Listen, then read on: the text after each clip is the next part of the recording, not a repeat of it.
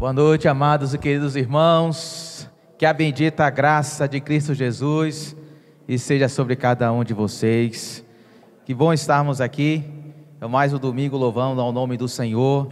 Queria agradecer a presença da nossa irmã que está nos visitando. Que Deus continue te abençoando. Nós estamos no mês da família e nós temos refletido ao longo desse mês princípios de Deus para a nossa família. Semana passada nós falamos das mulheres que auxiliam, da necessidade que nós temos enquanto maridos, enquanto filhos, enquanto pais, de mulheres na nossa caminhada, de mulheres no nosso lar, que estejam usadas pelo Senhor para nos auxiliar. Mulheres sábias, mulheres maduras, mulheres virtuosas, que nos auxiliam ao longo da caminhada. O que seria de nós sem as nossas mulheres? Hoje nós vamos falar sobre maridos que amam, e para tanto eu gostaria que você abrisse a sua Bíblia no Salmo bem conhecido, o Salmo 128. Hoje pela manhã nós tivemos a nossa assembleia, acerca da votação da nossa van, e a maioria dos irmãos aqui presentes, obrigado minha irmã, optaram por a igreja alienar a van. Então você que é membro dessa igreja, essa informação eu vou explicar melhor no grupo do WhatsApp, mas você que não esteve presente, nós votamos aqui pela manhã a alienação da nossa van. Salmo 128, nós vamos ler os primeiros 4 versículos, tá bom? Salmo 128, versículos 1 ao 4, diz assim a palavra do Senhor: como é feliz quem teme o Senhor, quem anda em seus caminhos. Verso 2: você comerá do fruto do seu trabalho e será feliz e próspero. Sua mulher será como uma videira frutífera em sua casa. Seus filhos serão como brotos de oliveira ao redor da sua casa, ao redor da sua mesa, melhor dizendo. Assim será abençoado o homem que teme ao Senhor. Podem se assentar, meus queridos. Como eu disse, semana passada nós falamos sobre mulheres que auxiliam, e nós falamos do papel da mulher no meio do lar, no meio da família, um papel de auxiliadora. E quando o assunto é homem, a palavra de Deus orienta-nos acerca da necessidade da nossa família de ter homens que amam a sua esposa e amam os seus filhos. Esse salmo, não sei se na sua Bíblia tem o título aí, o Salmo 128, é um dos salmos de peregrinação. Talvez na sua Bíblia está assim, cântico de peregrinação ou salmo de peregrinação. Esse salmo era cantado quando o povo de Israel, quando os moradores ali da Palestina saíam em peregrinação rumo a Jerusalém para festejar algum tipo de festa, e nessa peregrinação eles cantavam esse tipo de canções. Por exemplo, do Salmo 120 ao Salmo 134, todos eles são salmos de peregrinação. E interessante que quando a gente pensa nos salmos, a gente pensa nesse livro poético e nessas canções, existe um propósito do autor bíblico, do salmista, escrever esses princípios para o homem em forma de canção. Porque a canção, não sei se você já parou para perceber, mas a canção, ela causa um impacto na nossa alma que talvez um discurso não produziria. As canções são subversivas, as canções são revolucionárias. Você começa a ouvir uma canção e às vezes você nem gosta muito da canção, mas quando você menos percebe, você está cantarolando aquela canção. Quem aqui nunca cantarolou as canções de política? Na época da política, aquelas músicas, você pensa, que música feia, e aquelas músicas vão se repetindo, e de repente você se pega dentro de casa cantando uma música de político. Então as canções, elas têm esse poder, de entrar na nossa alma e no nosso coração, a fim de que os princípios e os valores de Deus externados nessas canções alcance o nosso coração, muito mais do que a nossa mente. Se a gente parar para pensar também, esse cântico de peregrinação traz um segundo princípio. Além de ser uma canção que causa uma revolução na nossa alma, a forma desses cânticos serem cantados em peregrinação indica para nós que o povo de Deus que está cantando essas canções, eles estão peregrinando. E a peregrinação dá a ideia de um turista. Você já percebeu que um turista, quando chega numa cidade, ele não faz parte daquela cidade. Ele pode andar naquelas ruas, ele pode usufruir daquela cidade, mas ele não mora ali. Ali não é a sua pátria, ali não é o seu lar. Ele está como um turista, ele está peregrinando. Quando o salmista coloca essas canções como canções de peregrinação, o povo está caminhando, talvez uma jornada de dias em direção a Jerusalém, em direção ao templo, e à medida que eles vão caminhando, que eles vão trafegando, eles vão cantando essas músicas, do Salmo 120 ao Salmo 134, e uma dessas canções é o Salmo 128, e à medida que o povo de Deus vai caminhando, os homens vão cantando o Salmo 128, e o Salmo 128 convida os homens, sexo masculino, a temer o Senhor, a confiar no Senhor. À medida que eles vão caminhando, eles vão cantando: feliz, bendito, abençoado ou bem-aventurado é aquele que teme ao Senhor. E isso indica, meus queridos irmãos, que nós aqui, enquanto discípulos de Cristo, homens, nós somos peregrinos. A nossa pátria não é aqui, o nosso lar não é aqui. Enquanto nós estamos peregrinando, nós estamos dizendo para o Senhor e para a sociedade: eu estou trafegando, eu estou peregrinando aqui neste mundo, nessa história, mas os valores que norteiam a minha vida, os princípios que norteiam a minha vida não são deste mundo. Aqui eu sou apenas um peregrino. Você, homem, você é apenas um peregrino. O seu lar não é aqui. A sua morada não é aqui, a sua pátria não é aqui, os nossos valores não são daqui.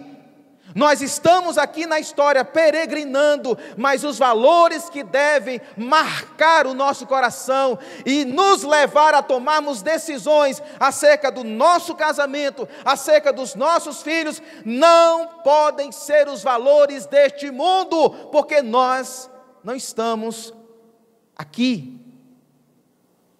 Nós estamos apenas peregrinando, e os nossos valores são os valores celestiais. Com isso em vista, meus queridos, eu penso que esse salmista, quando escreve o Salmo 128, ele tem um propósito, e o propósito é desafiar aos homens a centralizar as suas vidas na relação com Deus em primeiro lugar, fazendo da vivência do lar uma extensão da sua adoração ao Senhor. Em síntese, nessa noite, eu gostaria de convidar você a refletir comigo, à luz desse salmo, que os homens que amam, homens de Deus, decidem centralizar suas vidas em Deus, em quem Deus é, nos valores de Deus, e vivem a vida do lar como a extensão da adoração a Deus. Vou repetir: os homens que amam, eles decidem centralizar suas vidas em Deus, em quem Deus é, no que Deus fala, no que Deus está fazendo. Deus é o centro, e a vida do lar é uma extensão da adoração a Deus. Vamos ver isso em duas partes. Estão com a sua Bíblia aberta, por gentileza? Veja comigo. Homens que amam decidem centralizar sua vida na relação com Deus. Tudo começa na relação com Deus. Os versos 1 e os versos 4 pensam como uma moldura, como um sanduíche que tem a parte superior do pão e a parte inferior do pão, ok? Pense os versos 1 e os versos 4 como essa moldura que molda esse texto. O verso 1 diz assim: Como é feliz quem teme ao Senhor, quem anda em seus caminhos. E aí vem o verso 4 e diz: assim será abençoado o homem que teme ao Senhor. Tanto no verso 1 quanto no verso 4, a expressão temer ao Senhor, o homem que teme ao Senhor, é enfatizado. E se a gente parar para olhar, talvez você faça esse exercício na sua casa, do Salmo 120 ao Salmo 134, que são os salmos de peregrinação, todos eles. Desses salmos, mais da metade desses salmos, o salmista convida os homens. O salmista convida os homens a centralizar a sua vida na relação com Deus. A maioria desses salmos de peregrinação são salmos feitos para homens, para que ao longo da jornada eles cantem canções onde a confiança, onde a dependência, onde a sua esperança deva estar centrada somente em Deus. Eu vou ler aqui apenas trechos de alguns para vocês perceberem. O Salmo 121, que é um salmo também de peregrinação, que é um salmo bem conhecido nosso. O Salmo 121 começa como? Verso 1: levanto os meus olhos para os montes e pergunto: de onde me vem o socorro? O meu socorro vem do Senhor que fez os céus e a terra. Pense uma pessoa, um homem, que está vivendo a sua vida, na vida do lar, na sua vida profissional, na sua vida familiar. Ele está trafegando, peregrinando aqui, e há uma ênfase que ele está sempre cantando: eu levanto os meus olhos para os montes, de onde me virá o socorro? Da onde vem o socorro? Da onde vem a solução? Da onde vem a resposta? O meu socorro, diz o homem, o meu socorro vem não da minha profissão, não do meu cartão de crédito, não dos meus amigos, não do meu sucesso, não da minha influência, não da minha carreira profissional. O meu socorro, a minha resposta vem do Senhor que fez os céus e a terra. É um homem que centraliza a sua vida em Deus. Veja comigo o Salmo 124, mais um salmo de peregrinação. E o Salmo 124 começa assim: se o Senhor não estivesse do nosso lado, que Israel o repita, se o Senhor não estivesse do nosso lado, quando os inimigos nos atacaram, verso 3, eles já nos teriam engolido vivos, quando se enfureceram contra nós. Pense nesse salmo, um homem que está vivendo a sua vida, no seu trabalho, na relação com sua esposa, na relação com seus filhos, na relação com colegas, na relação com clientes, e essa pessoa lida com dificuldades, lida com desventuras, lida com dissabores, e esse homem tem uma convicção: se o Senhor não estivesse do meu lado, eu já teria sucumbido. Se o Senhor não estivesse do meu lado, o meu casamento já teria terminado. Se o Senhor não estivesse do meu lado, os meus filhos já teriam se frustrado diante de Deus. Se o Senhor não estivesse do meu lado, eu não teria sabedoria para lidar com essa crise financeira. Se o Senhor não estivesse do meu lado, é Ele quem está do meu lado. E se Ele está do meu lado, eu tenho segurança. Se Ele está do meu lado, eu tenho conforto. É um homem que decidiu confiar em Deus. Agora veja comigo o Salmo 127, que é vizinho do nosso, Salmo. Muitos acreditam que o Salmo 128 é apenas uma segunda parte do Salmo 127. Olha só o Salmo 127. Se não for o Senhor, o construtor da casa, será inútil trabalhar na construção.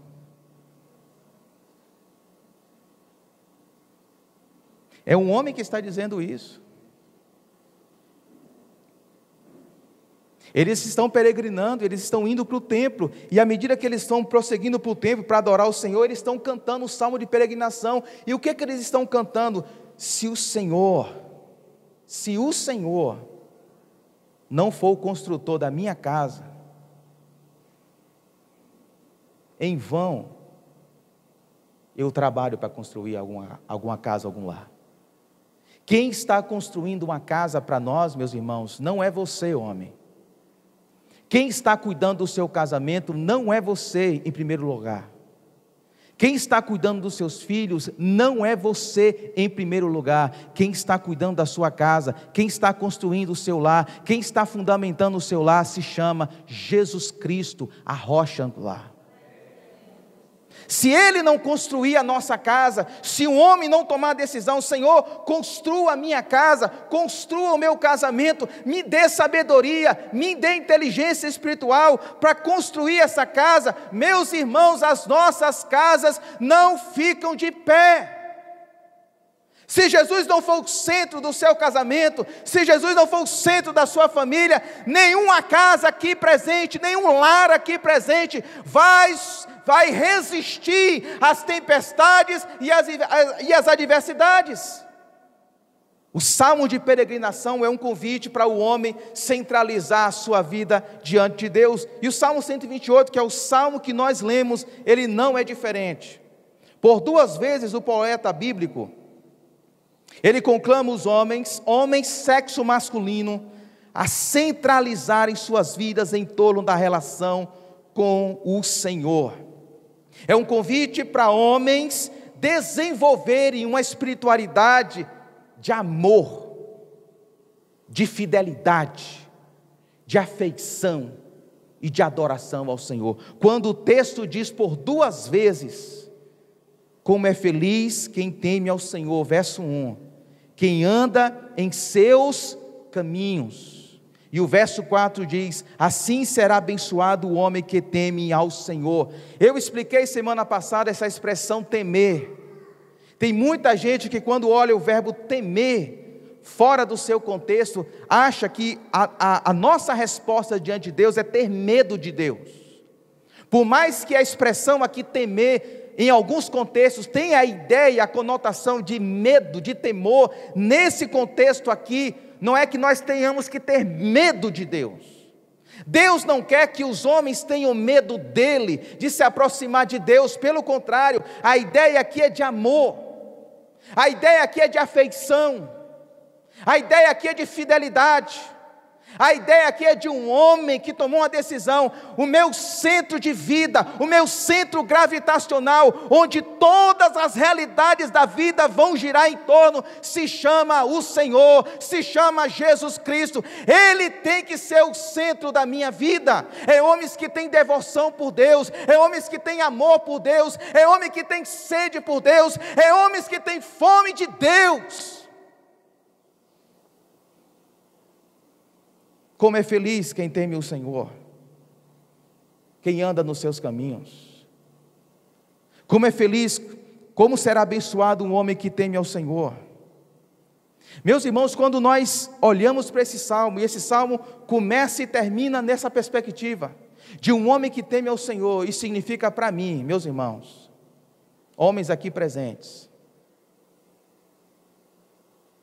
que a sua preocupação principal na relação com a sua família não é ser o provedor, não é colocar mantimentos nas despensas, não é pagar as contas. O nosso principal papel é sermos referências de homens que amam o Senhor. O que as nossas famílias precisam, meus irmãos, é de homens, de líderes. Nós fomos chamados para liderar uma família. Isso é muita coisa, meus irmãos. Isso é muita responsabilidade. E não dá para liderar uma família sem o temor do Senhor. Não dá. A nossa principal responsabilidade não é, por mais que pagar contas, por mais que gerenciar um lar, por mais que administrar um lar, seja resultado, consequência de nós estarmos inseridos no ambiente familiar. A nossa principal responsabilidade é trazer Deus para a nossa casa. É centralizar a nossa relação conjugal em Deus, é ser um exemplo de um homem que vive, que busca e que tem fome de Deus. O que as nossas mulheres precisam é de um líder, de um homem que ama a Deus, que tem intimidade com Deus, que teme ao Senhor. O que os nossos filhos precisam, meus amados irmãos, são de pais, de homens, de varões, que temem ao Senhor. E o texto bíblico diz, que aquele que teme ao Senhor, o verso de número 1 diz, ele é feliz. Como é feliz quem teme ao Senhor. E a expressão feliz aqui, eu já expliquei em outras oportunidades, inclusive na escola bíblica recentemente. A expressão feliz, talvez na sua Bíblia esteja bem assim, bem-aventurado. A mesma expressão que Jesus usou lá em Mateus capítulo 5, bem-aventurado. Para o nosso português seria um superlativo, mais ou menos assim, é felicíssimo. Na perspectiva bíblica, o que é um homem feliz, meus irmãos? Na perspectiva bíblica, o que é um homem bem-aventurado? Na perspectiva do mundo, um homem bem-aventurado é um homem que consegue pagar todas as suas contas, é um homem que tem sucesso profissional, é um homem que consegue promover lazer para a sua família, é um homem que consegue gerenciar a sua casa de uma maneira responsável.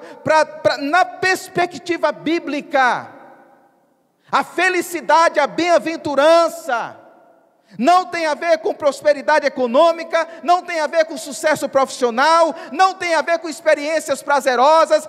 Na perspectiva bíblica, a bem-aventurança tem a ver com um homem que teme ao Senhor. Não adianta de nada nós pagarmos as contas, nós corremos igual loucos para cumprir os nossos compromissos financeiros, se na nossa casa, se no nosso ambiente familiar, nós não conseguimos influenciar o nosso cônjuge, os nossos filhos, a serem mulheres e a serem filhos que amam mais ao Senhor. Feliz é aquele que teme ao Senhor. Agora perceba comigo, nos Salmos, essa expressão bem-aventurado ou feliz aparece na maioria das vezes nos Salmos, em todo o Antigo Testamento. Essa palavra aparece 45 vezes, mas só aqui nos Salmos aparece 26 vezes, ou seja, mais da metade. Quando nós olhamos, por exemplo, o Salmo 1, verso 2, o que diz lá? Que o homem bem-aventurado, na perspectiva bíblica, um homem feliz, um homem bem-aventurado, Salmo 1 e 2, Salmo 1, 2, é o homem que tem a sua satisfação na lei do Senhor. Salmo 32, verso 1, o homem bem-aventurado é aquele que tem as suas transgressões perdoadas. Salmo 34, verso 8, um homem bem-aventurado é aquele que se refugia no Senhor. Salmo 40, verso 4, um homem bem-aventurado é aquele que coloca a sua confiança no Senhor. Salmo 84, verso 5, o homem bem-aventurado é aquele que encontra forças em Deus.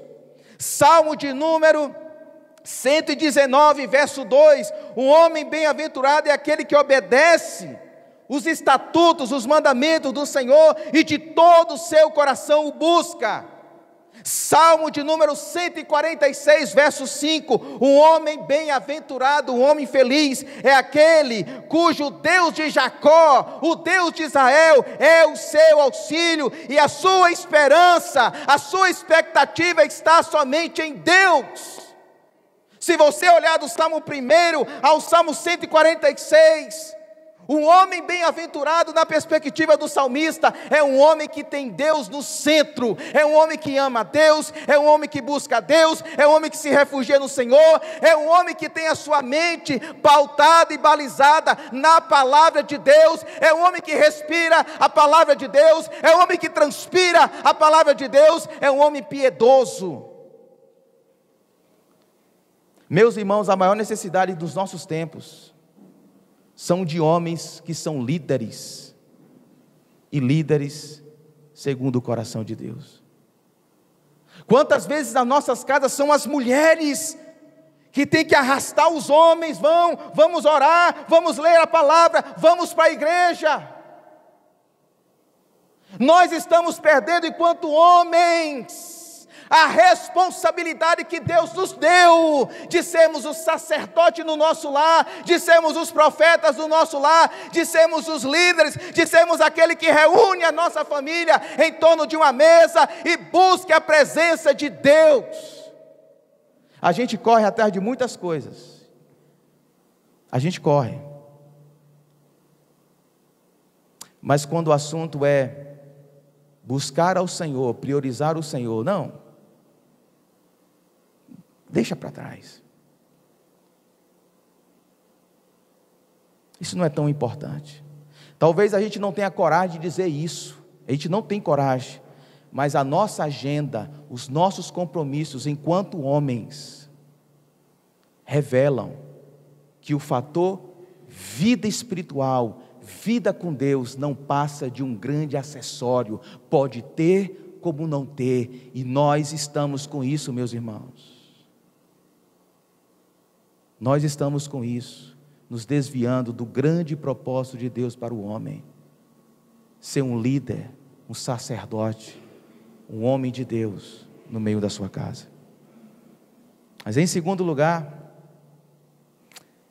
se o Salmo nos apresenta que esse homem, ele tem a sua vida centralizada em Deus, claro que tem que estar centralizada em Deus, porque se a gente não estiver centralizado em Deus, quando a gente for resolver as outras áreas da nossa vida, a gente vai trocar os pés pelas mãos. Por isso que o salmista começa assim, centralize a sua vida em Deus. E aí, em segundo lugar, o texto diz, ou o texto nos ensina, homens que amam, vivem a vida do lar como a extensão da adoração a Deus. Como uma extensão, o meu lar tem que ser um ambiente onde a vida de Deus esteja presente. E para isso eu cito um autor inglês, que ele diz o seguinte sobre a adoração cristã, preste bem atenção nisso, porque às vezes a gente confunde o que é adoração. A adoração cristã declara que Jesus é o Senhor, e que por extensão lógica, ninguém mais o é. A adoração tem a ver com dizer que Jesus é o Senhor, é Jesus que manda na minha casa. Um homem tem que bater no peito e dizer o seguinte: quem manda aqui no nosso lar é Jesus. São os valores, são os princípios de Jesus. E os valores e os princípios de Jesus não podem ser transigidos, negociados. Nós fomos chamados para ser adorador, e adorador é a declaração que Jesus é o Senhor. E ele continua: ela, a adoração, conclama o adorador a quê? A lealdade e a seguir a Jesus, a ser modelado e direcionado por Ele. De nada adianta durante os cultos um homem levantar as suas mãos e dizer: eu amo o Senhor, eu adoro o Senhor, Ele é o meu Rei, Ele é o meu Salvador, mas na sua casa, os valores e os princípios que norteiam a sua relação com a sua esposa, a sua relação com seus filhos, não sejam os valores e os princípios desse Jesus que nós cantamos dizendo que Ele é o nosso Senhor. Se eu não trato bem a minha esposa, se eu não cuido bem da minha esposa, se eu não cuido bem dos meus filhos, não adianta de nada eu dizer que eu sou um adorador do Senhor. É isso que o Salmo 128 vai nos ensinar. Porque se ele começa dizendo feliz ou bem-aventurado é o homem que teme ao Senhor, ele vai continuar nos versos 2 e os versos 3, o recheio do nosso sanduíche, dizendo para nós como é que esse homem que teme ao Senhor lida com a sua esposa, lida com seus filhos e lida com o trabalho. Por exemplo, veja comigo o verso 2. O verso 2, o salmista nos ensina que nós devemos adorar ao Senhor na relação com o nosso trabalho. Homens devem adorar o Senhor na relação com o seu trabalho. Veja comigo o verso 2: você comerá do fruto do seu trabalho e será feliz e próspero. A relação com o trabalho. E ele diz que nós, homens, que tememos ao Senhor, comeremos do fruto do nosso trabalho e seremos, por consequência, felizes e prósperos. E com isso eu quero pontuar duas coisas aqui, dois princípios em relação a esse verso 2. Em primeiro lugar, o salmista nos convida na adoração ao Senhor, na relação com o nosso trabalho, reconhecermos que tudo que temos e usufruímos é resultado da graça provedora de Deus. Por quê, pastor? Porque o texto diz: você comerá do fruto do seu trabalho. Quem é que vai conceder o fruto do nosso trabalho para que a gente coma, para que a gente usufrua, não somente a nós, mas a nossa família? É o Senhor. O Salmo 127, que é vizinho desse Salmo 128, diz o seguinte: o homem que teme ao Senhor come do fruto do seu trabalho, porque o Senhor, enquanto esse homem está dormindo, enquanto esse homem não está fazendo nada, o Senhor concede aos seus amados enquanto dormem. Nós, homens, precisamos entender que na nossa relação com o nosso trabalho, nós precisamos confiar de quem coloca o pão na nossa mesa é o Senhor, e isso deve gerar em nós gratidão. Gratidão pelo nosso trabalho, gratidão pela nossa produção, gratidão pelos recursos. E em segundo lugar, esse verso 2 nos ensina que na nossa adoração em relação a Deus, quando o assunto é trabalho, nós precisamos estabelecer o espaço do descanso em nossa agenda de trabalho. Se por um lado nós temos que agradecer ao Senhor pelos frutos que Ele nos concede, por um lado nós precisamos entender que no nosso trabalho deve existir o espaço do descanso. E hoje isso tem sido algo muito difícil dos nossos dias, principalmente em virtude do celular, principalmente em virtude da internet. Os homens não conseguem mais separar o que é casa, o que é trabalho, o que é descanso do que é trabalho. Por quê, pastor? O que o texto ensina sobre isso? A palavra próspero, usada aí no verso 2, você comerá do fruto do seu trabalho e será feliz e próspero. A palavra próspero não significa o que você acha que significa. Porque talvez você olhe assim: não, próspero aqui é riqueza, é eu ter muito, é ostentação. A palavra próspero aqui significa satisfação. É alguém que trabalha e diz: até aqui está bom.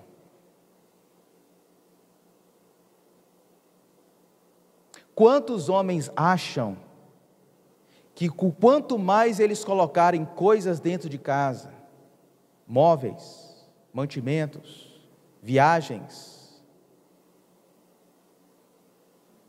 está abençoando a família, está tornando feliz a esposa e os filhos? Quantas esposas têm tudo dentro de suas casas, mas não têm tempo com seu marido?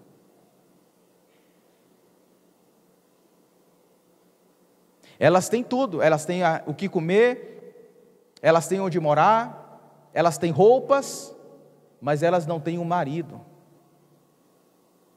para conversar, o marido para namorar. Como diz a música, casado também namora, né? O marido para namorar, o marido para passear. Quantos casais não têm mais espaço na sua agenda para simplesmente sentar num sofá e assistir um belo de um filme? Eles não conversam mais. Por quê?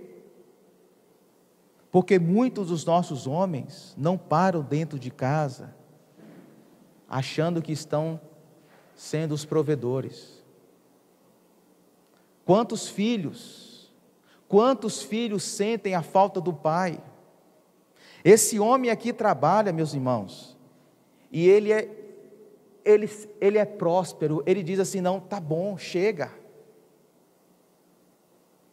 Eu trabalhei, eu atendi agora chega, agora esse tempo aqui é da minha esposa, esse tempo aqui eu vou brincar com os meus filhos, eu vou passear com os meus filhos, eu vou estudar a Bíblia com os meus filhos, vou fazer alguma atividade com os meus filhos, eu vou andar de bicicleta com os meus filhos, eu vou fazer alguma coisa legal com os meus filhos, com a minha esposa, com a minha família. Chega! Nós chamamos isso de homens workaholic. O que é um workaholic? É um homem viciado em trabalho. Esse homem que teme ao Senhor, ele entende que o Deus que ele teme, trabalhou 6 dias e descansou no 7º. Segundo lugar, esse homem, ele desenvolve uma adoração a Deus na relação com sua esposa. Veja comigo o verso de número 2, o verso 3, a parte A, diz assim: sua mulher será como videira frutífera em sua casa. E talvez você leia esse versículo e você fala assim: então a mulherada, né? O pastor, esse texto aí, pastor, esse texto aí já está ultrapassado. As mulheres dentro de casa, só tendo filhos, essa imagem já está ultrapassada, pastor. Mas o texto quer significar muito mais do que isso. Eu vou lhe mostrar por quê. É claro que tem a ver sim com mulheres que geram filhos, mas a ideia de uma árvore frutífera não significa simplesmente ou necessariamente ter filhos. Veja comigo, por exemplo, Gênesis 49, verso 22, que José, um homem, é comparado com uma árvore frutífera. Gênesis 49, 22 diz assim: Jacó abençoando seu filho José. José é uma árvore frutífera à beira de uma fonte. Se você lembrar, o Salmo 1, verso 3, diz assim, que o homem que não segue o caminho dos ímpios, não se assenta na roda dos escarnecedores, ele tem o seu prazer na lei do Senhor. O salmista traz a imagem desse homem que teme ao Senhor, verso 3, como uma planta, ou melhor, como uma árvore, plantada à beira de águas correntes, dá fruto no seu tempo, e suas folhas não murcham, tudo quanto ele faz, prospera. A imagem da mulher aqui, como uma árvore frutífera, ou como uma videira frutífera, dá a ideia de uma mulher plena, de uma mulher bem-aventurada, de uma mulher amadurecida na relação com seu marido. Em outras palavras, são maridos que abençoam as suas esposas de tal forma que elas crescem, que elas se desenvolvem, que elas frutificam. Maridos que fazem da sua esposa a melhor versão delas mesmas. É um marido que coloca a esposa para frente, é um marido que incentiva, é um marido que intercede, é um marido que ajuda, é um marido que torna a vida daquela mulher frutífera. Não é uma árvore seca, mas é uma mulher que frutifica, é uma mulher que produz, é uma mulher que cresce, é uma mulher que amadurece. Como é que isso se dá, pastor? 5 pontos rapidamente. Em primeiro lugar, homens que precisam ver suas esposas como parceira na construção do lar. Se você quer abençoar a sua esposa, você precisa ver a sua esposa como uma parceira e não como uma adversária no seu lar. Alguém que esteja do seu lado, alguém que lhe ajude. Em segundo lugar, se você quer abençoar a sua esposa, você precisa entender que homens precisam se comunicar com suas esposas com mais frequência. Tem homens que não falam nada, tem homens que não dialogam, tem homens que não planejam junto com a esposa, tem homens que já tem anos que não tem uma conversa sem ser aquelas conversas triviais, né? Lavou a roupa, o almoço está pronto, né? São conversas triviais. Quem vai buscar as crianças na escola? Já pagou a conta de luz? São conversas triviais. Qual foi o último dia que você simplesmente sentou com a sua esposa para falar de você, para ouvi-la, para falar de sonhos, para planejar algo? Tem mulheres que não conhecem o coração do marido. Por quê? Porque ele não se comunica. Tem maridos que tomam decisões sem consultar a esposa, não tem comunicação, não tem diálogo. E se você quer matar uma mulher, é você tomar decisões sem consultá-la. Quer matar seu casamento? Comece a tomar decisões sem conversar com suas esposas. Du está dando risada. Vai dando risada. Terceiro lugar, homens precisam colocar suas esposas no topo da lista de prioridades. Se tem uma coisa que mata uma esposa, é o marido que prioriza mais a mamãe, mais o papai, ou até mais do que os filhos, mais do que o trabalho, do que a sua esposa. Tem casamentos que a esposa nem está no segundo lugar, irmãos. São maridos que não priorizam a esposa. São maridos que oferecem o resto do seu tempo, o resto das suas energias à sua esposa.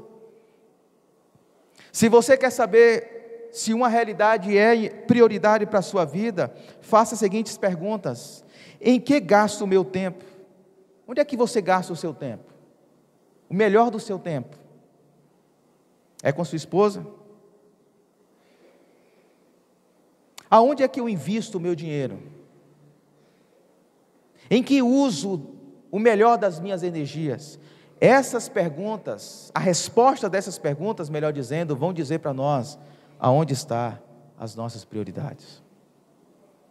Em quarto lugar, homens precisam descobrir e satisfazer as necessidades da sua esposa. Você sabe quais são as necessidades da sua esposa? Sabe quais são as dificuldades dela?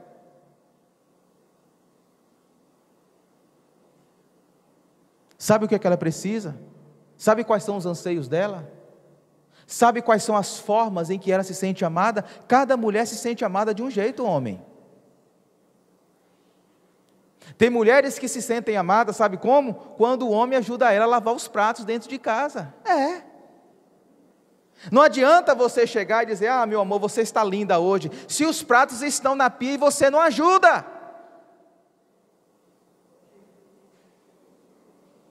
Irmão Isaú deu risada. Não adianta nada você dizer assim: meu amor, eu passei na rua, trouxe aqui um lindo presente para você, olha, toma aqui uma joia. Não adianta nada você fazer isso, se o que ela precisa é de tempo de qualidade. Ela não quer o seu presente, ela não quer objetos, ela quer você. E por último, homens precisam ser modelos de valores espirituais para sua esposa.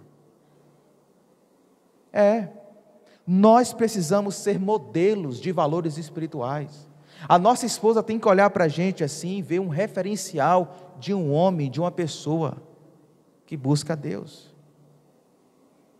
O salmista continua dizendo da nossa relação com os filhos, e eu não vou me deter muito, porque nós vamos ter mensagens sobre a relação de pais a filhos, mas o texto no verso 3 diz assim: seus filhos serão como brotos de oliveira ao redor da sua mesa.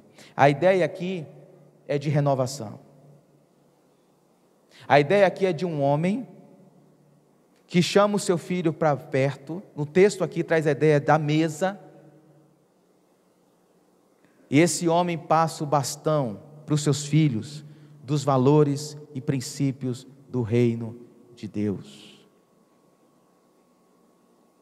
para que as próximas gerações sejam perpetuadas com os valores do Senhor. Eu quero concluir com duas perguntas. Primeira pergunta, eu gostaria que você meditasse profundamente. Como homem, você tem decidido centralizar toda a sua vida numa relação de temor, afeição e adoração ao Senhor? Como homem, qual é a realidade principal da sua vida? Que você não abre mão, que você não negocia.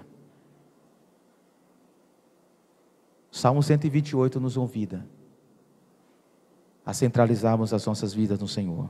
Segundo lugar, como homem você tem feito da sua vivência no lar a extensão da sua adoração ao Senhor na relação com o trabalho, na relação com sua esposa e na relação com seus filhos? Na relação do seu trabalho você consegue dizer: não, chega, aqui está bom. Para mim está bom. Eu preciso descansar. Eu preciso dar tempo para minha esposa. Eu preciso dar tempo para o meu filho. Ele precisa de mim. A minha família precisa de mim. Na relação com sua esposa, você consegue fazer com que ela se torne cada vez mais uma grande videira frutífera.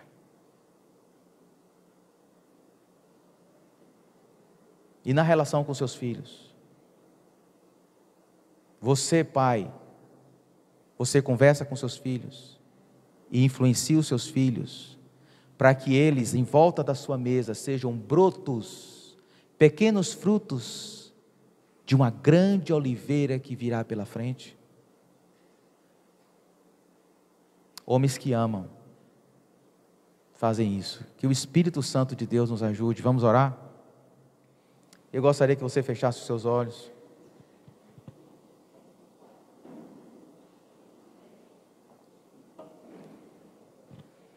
Porque se Deus não nos ajudar, meus irmãos, nenhum de nós conseguiremos cumprir o nosso papel de homens. Bendito Deus e eterno Pai que está nos céus, nesta noite, meu Senhor, nós queremos te pedir pela tua igreja, em especial pela vida dos homens. Nós homens, nós somos chamados para sermos líderes, não líderes à semelhança de qualquer homem na história, mas líderes à semelhança de Cristo. E quando nós olhamos para a vida de Cristo, Cristo ele tem uma vida completamente centrada na relação com seu Pai. Não houve um minuto sequer, um segundo sequer, que Cristo não teve a sua vida centralizada na relação com seu Pai, em obediência, em amor. E nós te pedimos isso por nós. Nós precisamos ter a nossa vida centralizada no Senhor, no temor do Senhor. Deus, coloque afeição por Ti em nosso coração. Coloque desejo, Senhor, de buscar a Tua presença ao longo da nossa jornada, de sermos orientados pela Tua voz e pela Tua palavra, Senhor, porque liderar uma família, Senhor, não é algo simples e trivial, é algo que demanda, Senhor, grandes responsabilidades, grandes demandas. É uma grande responsabilidade que o Senhor coloca nas nossas mãos, de liderar uma esposa, de liderar filhos, e sozinhos a gente não consegue, Pai. Sozinhos a gente vai trocar os pés pelas mãos, sozinhos a gente vai negligenciar essa tarefa. Nós precisamos que o Senhor nos ajude, quebrante o nosso coração, nós homens, que via de regra somos conhecidos com tamanha dureza, um coração fechado. Nós não gostamos, não sentimos confortáveis em mostrar as nossas fraquezas, as nossas vulnerabilidades. Queremos nos mostrar sempre fortes. Mas a Tua palavra diz que o poder do Senhor em nós só se aperfeiçoa nas nossas fraquezas. É quando a gente se lança diante do Senhor em fraqueza, dizendo: Jesus, me ajude a lidar com o meu casamento, me ajude a fazer da minha esposa uma videira frutífera, uma mulher virtuosa, uma mulher cheia dos frutos do Espírito Santo. Me ajuda, Senhor, a educar os filhos que o Senhor me deu no caminho do Senhor, a dar tempo, a investir tempo na relação com os meus filhos. Me ajuda, Senhor, a em todas as áreas das nossas vidas adorarmos ao Senhor, que vive e reina para todo sempre. Amém. Que o amor de Deus, que a graça de Cristo Jesus e a consolação do Espírito Santo sejam com todos nós, desde agora e para sempre. Amém, meus irmãos. Deus em Cristo vos abençoe, em nome de Jesus.